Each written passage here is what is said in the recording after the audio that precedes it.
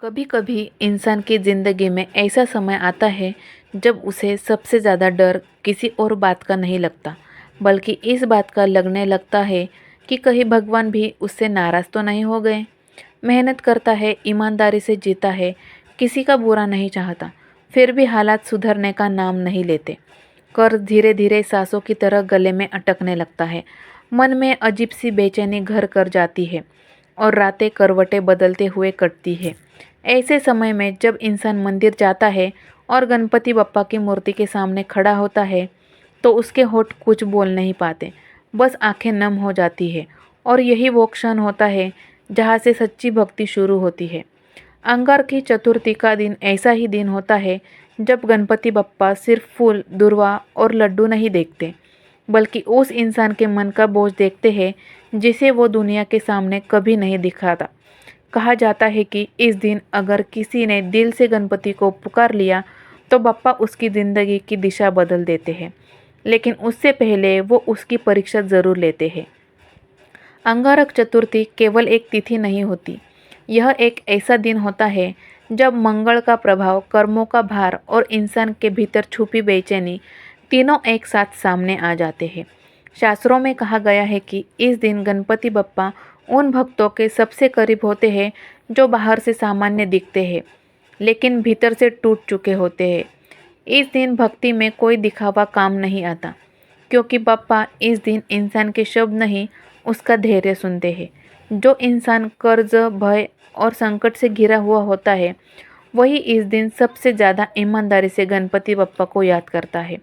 और यही वजह है कि अंगारक चतुर्थी पर सुनाई गई कथा अगर मन लगाकर सुनी जाए तो वह केवल कानों में नहीं जाती, सीधे आत्मा में उतर जाती है।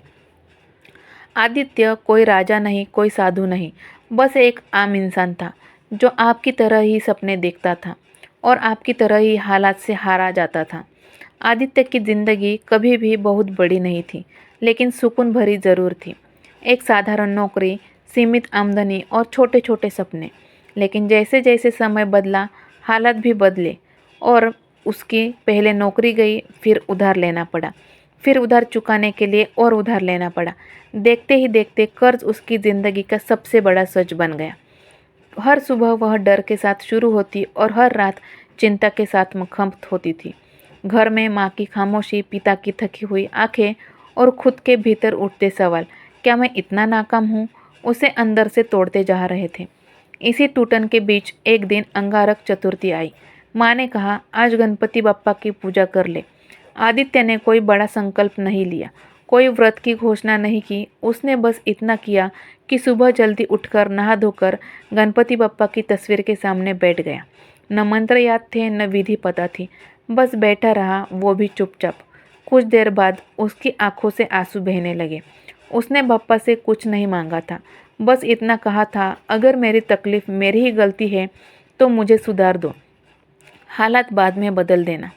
उस दिन कोई चमत्कार नहीं हुआ, न कर्ज खत्म हुआ, न कोई फ़ोन आया, बल्कि उस दिन एक और परेशानी सामने आ गई।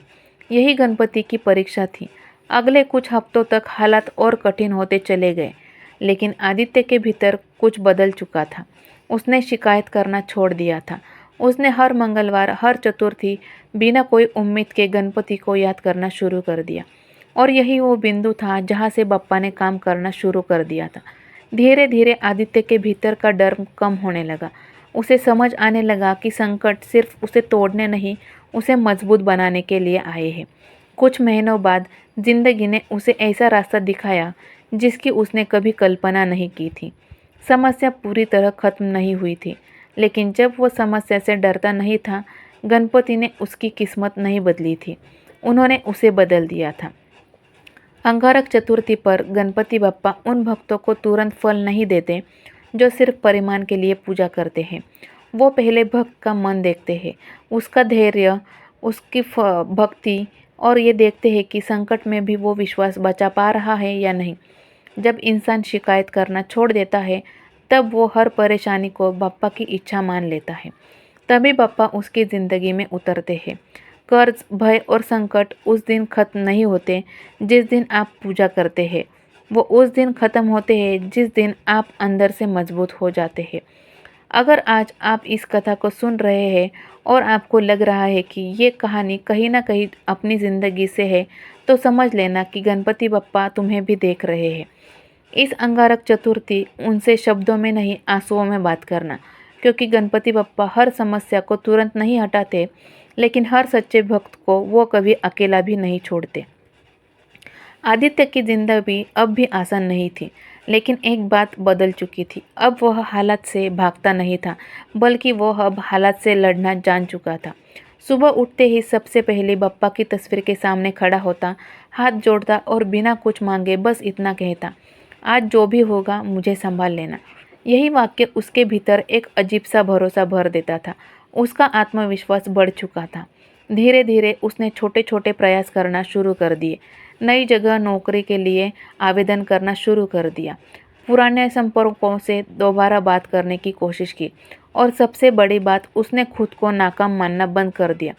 कई बार उसे लगा कि सब बेकार जा रहा है, लेकिन हर बार किसी न किसी रूप में गणपति बप्पा का संकेत मिलता रहा। कभी माँ की एक मुस्कान, कभी किसी अजनबी की मदद, तो कभी मन के भीतर उठती एक आवाज़, रुक मत, बस चलता रहे। एक महीना, एक दिन, अचानक उसे एक फ़ोन आया। वही कॉल जिसकी उसने उम्मीद करना भी छोड़ दिया था। उसे एक छोटी सी नौकरी का कॉल आया था। तनख्वाह भी ज़्यादा नहीं थी, लेकिन उस नौकरी में उसे सम्मान और स्थिरता थी। आदित्य की आंखों से आंसू बह रहे थे, क्योंकि यह सिर्फ नौकरी नहीं थी, यह गणपति बप्पा का जवाब था।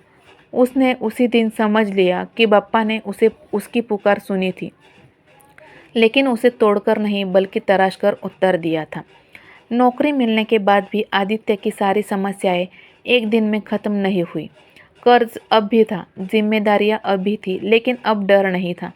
वह हर महीने थोड़ा थोड़ा करके उधार चुकाने लगा। पिता की आंखों में जो चिंता थी, उसकी जगह अब भरोसा दिखने लगा। माँ जब भी बप्पा की आरती करती तो आदित्य को लगता जैसे बप्पा मुस्कुरा रहे हो। उसे एहसास हुआ कि असली चमत्कार पैसे का आना नहीं था, असली चमत्कार उसका खुद पर विश्वास लौट आना था। अब वह हर अंगारक चतुर्थी को व्रत रखने लगा था, लेकिन किसी दिखावे के लिए नहीं। वह जान चुका था कि गणपति बप्पा को फूल और लड्डू से ज़्यादा इंसान का धैर्य प्रिय होता है। वह हर किसी से यही कहता, अगर बप्पा देर कर रहे हो तो समझ लेना कि वो तुम्हें तैयार कर रहे हैं। आदित्य की कहानी यही खत्म होती है, लेकिन उसका जीवन यहाँ से ही शुरू हुआ था, क्योंकि बप्पा ने कभी किसी की तकलीफ छीनकर नहीं, बल्कि उसे सहने की ताकत देकर उसे विजेता बनाया है। अंगारक चतुर्थी का व्रत सिर्फ समस्याएं हटाने के लिए ही नहीं होता, वह खुद को बदलने का दिन होता है। जिस दिन इंसान शिकायत करना छोड़ देता है, डर छोड़ देता है और भरोसा पकड़ लेता है, उसी दिन गणपति बप्पा उसके जीवन में प्रवेश कर जाते हैं। अगर आज आपने यह कथा सुनी हो और सुनते हुए आपका दिल भी भारी हो गया हो, तो कहीं ना कहीं तुमने खुद को आदित्य में देखा है। तो समझ लेना कि यह कहानी संयोग नहीं। इस अंगारक चतुर्थी गणपति बप्पा से चमत्कार मत मांगना, बस उनसे कहना, मुझे इतना मजबूत बना दो कि मैं हर हालात से गुजर सकूं। क्योंकि इंसान जब बदल जाता है तो उसकी किस्मत अपने आप बदलने लगती है। तो कहिए गणपति बप्पा मोरया। और अगर आपको ये वीडियो पसंद आया हो तो इस वीडियो को लाइक और शेयर करना ना भूलें। और अगर आप गणपति बप्पा को मानते हैं तो नीचे कमेंट में गणपति बप्पा